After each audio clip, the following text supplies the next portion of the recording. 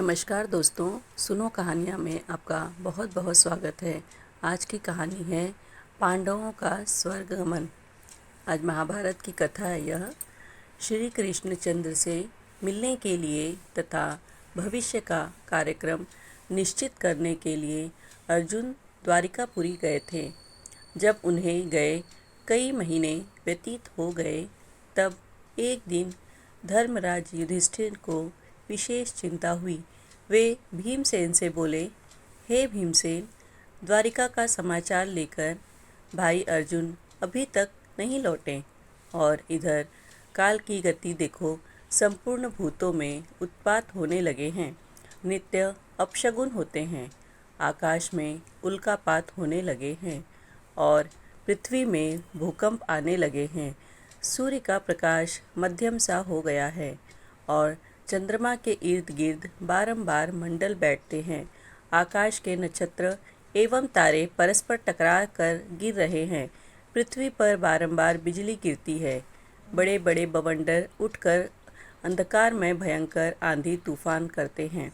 सियारिन सूर्योदय के सम्मुख मुंह करके चिल्ला रही है। कुत्ते बिल्ली बारंबार रोते हैं। गधे, उल्लू, कौवे और कबूतर रात को कठोर शब्द करते हैं। गौएं निरंतर आंसू बहाती हैं। दूत में अग्नि प्रज्वलित करने की शक्ति नहीं रह गई है।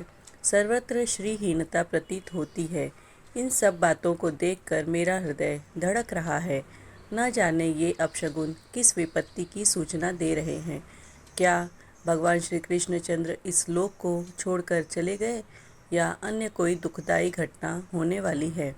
उसी क्षण आतुर अवस्था में अर्जुन द्वारिका से वापस आए। उनके नेत्रों से अश्रु बह रहे थे। शरीर कांतिहीन था और गर्दन झुकी हुई थी। वे आते ही धर्मराज युधिष्ठिर के चरणों में गिर पड़े। तब युधिष्ठिर ने घबरा कर पूछा, हे अर्जुन, द्वारिकापुरी में हमारे संबंधी और बंधु बांधव यादव लोग तो प्रसन्न हैं। हमारे नाना शूरसेन तथा छोटे मामा वसुदेव तो कुशल से है ना। हमारी मामी देवकी अन्य अपनी सातों बहनों तथा पुत्र पौत्रादि सहित प्रसन्न तो है ना। राजा उग्रसेन और उनके छोटे भाई देवक तो कुशल से है ना। प्रद्युम्न, अनिरुद्ध, साम, ऋषभ आदि तो प्रसन्न है ना। हमारे स्वामी भगवान श्री कृष्णचंद्र, उद्धव आदि अपने सेवकों सहित कुशल से तो है ना। वे अपनी सुधर्मा सभा के में नित्य आते हैं ना। सत्यभामा, रुक्मिणी, जामवंती आदि उनकी 16,108 पर पटरानियाँ तो नित्य ठन की सेवा में लीन रहती है ना। हे भाई अर्जुन, तुम्हारी कांति क्षीण क्यों हो रही है और तुम श्रीहीन क्यों हो रहे हो।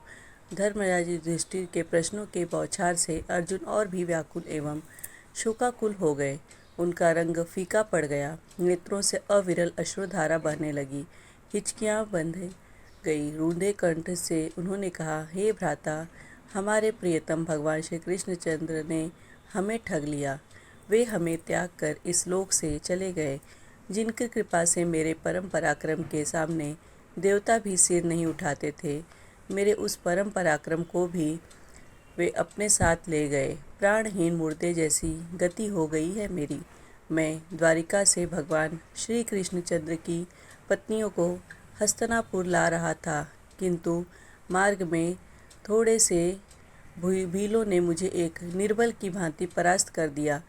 मैं उन अबलाओं की रक्षा नहीं कर सका।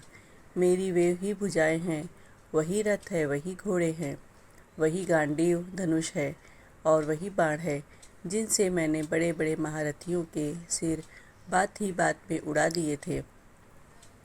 जिस अर्जुन ने कभी अपने जीवन में शत्रुओं से मुंह की नहीं खाई थी, वही अर्जुन आज कायरों की भांति भीलों से पराजित हो गया। उनकी संपूर्ण पत्नियों तथा धन आदि को भील लोग लूट ले गए और मैं निहत्थे की भांति खड़ा देखता रह गया।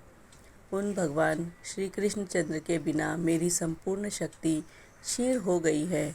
आपने जो द्वारिका में जिन यादवों की कुशल पूछी है, वे समस्त यादव ब्राह्मणों के श्राप से दुर्बुद्धि अवस्था को प्राप्त हो गए थे और वे अति मदिरापान करके परस्पर एक दूसरे को मारते मारते मृत्यु को प्राप्त हो गए।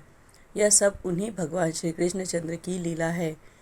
अर्जुन के मुख से भगवान श्री कृष्णचंद्र के स्वधाम गमन और संपूर्ण यदुवंशियों के नाश का समाचार सुनकर धर्मराज युधिष्ठिर ने तुरंत अपना कर्तव्य निश्चित कर लिया और अर्जुन से बोले, हे अर्जुन, भगवान श्री कृष्णचंद्र ने अपने इस लौकिक शरीर से इस पृथ्वी का भार उतार कर उसे इस प्रकार त्याग दिया जिस प्रकार कोई कांटे से कांटा निकालने के पश्चात उन कोनों कांटों को त्याग देता है।